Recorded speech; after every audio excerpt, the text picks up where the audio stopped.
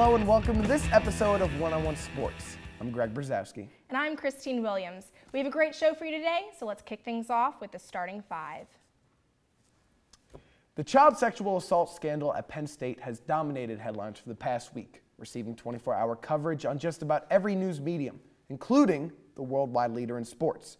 Christine, should ESPN have devoted as much time to this story as they did? It is a sports story, yes, and it's necessary for them to cover anything sports. They're the worldwide leader in sports, but they're not the worldwide leader in Penn State. I'm sorry, there was one night where it was that's all they talked about. That's all they talked about. There are other stories, though, in sports. They're supposed to cover scores of other games. I'm sorry, I don't want to hear about Penn State all the time. Was this the biggest story happening in sports? Oh, yes. Was this the biggest story of the year in sports? Debatable. I think, honestly, it's the biggest story of the decade in sports. The decade? That's the fact that a little extreme. They went, this is such a huge story, Christine. With everything that has happened at this school, you've seen the most winningest coach in college football. That's true. One of the icons of the coaching profession go down like this with what happened at that campus, the riots and everything. They had to cover it all that night. For what they did, they had to give it the attention that it deserved. They do have to. They didn't go into the news aspect. They didn't go with Sandusky. They just talked about Paterno. Yeah, well, if they are going to cover it, they need to go into the news a little bit. After the Vancouver Canucks lost to the Stanley Cup to the Bruins, violent riots broke out in the city of Vancouver. And after Joe Paterno got the axe at Penn State after being the head football coach for 46 years, students decided to have a riot of their own. So, Greg, which riot do you think was the worst? You know, Vancouver was terrible, as we saw last year. The fans acted terribly.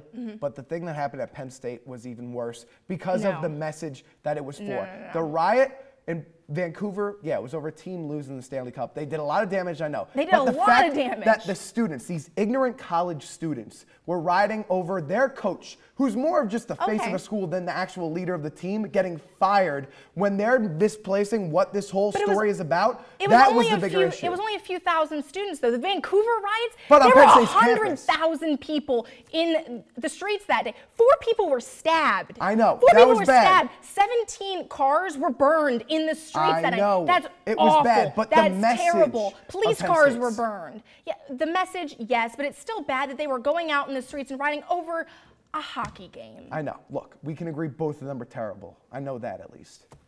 As part of the new labor deal agreement with the NFL, HGH testing was eventually to be instituted into the league. Yet, here we are 10 weeks into the season, and the Players Association is nowhere close to giving final approval to begin the tests. Commissioner Roger Goodell is tired of the players stalling and wants the test to begin now. Christine, what is the holdup with these?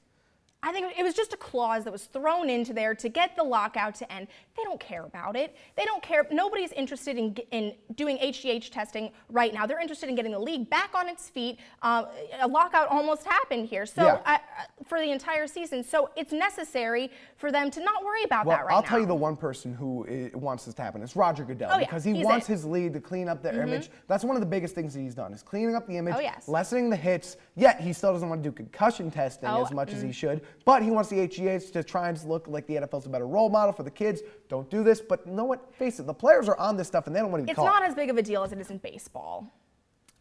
After the New England Patriots waived defensive lineman Albert Haynesworth last week, the Tampa Bay Buccaneers decided to claim the 2-time Pro Bowler, hoping to strengthen their struggling defense. Greg, is this a good addition for the Bucs? You know what? Sure, why not? Because you know what? Is Haynesworth going to matter a lot to this team? No. But he's an extra body. He's a big guy. He can clog up some run lanes. The Bucs have a tremendously talented young defensive line. Gerald McCoy. You have Adrian Claiborne, Daquan Bowers. A lot of talent on that D-line. Young talent.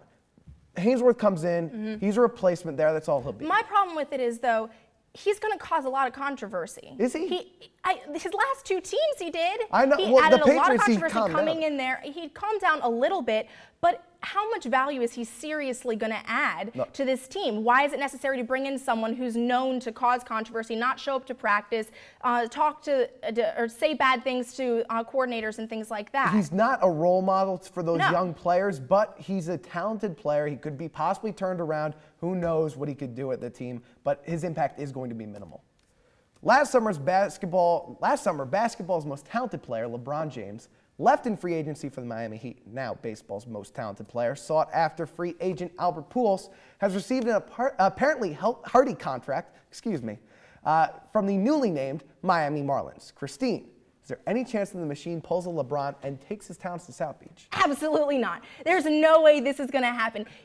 I've said it before, he's going to stay in St. Louis. Why is he going to go to a team where there are no fans? No one cares. He's going to be coming from St. Louis, which is arguably the best baseball city in America. One of the best, yeah. Why is he going to go? One of the best. But why is he going to go somewhere where no fans are going to show up? There's no point in it at all. He's going to go back to St. Louis. I cannot agree with you more. There's 0.00000000000% chance that he goes to the Miami Marlins. First off, worst new uniforms in baseball. Their colors are disgusting. Secondly, again, you already mentioned the points. No one's going to show up. It's going to be ridiculous. It's time for us to take our first break. When One-on-One returns, I will be joined by our NFL experts to discuss which division is the worst in the entire NFL.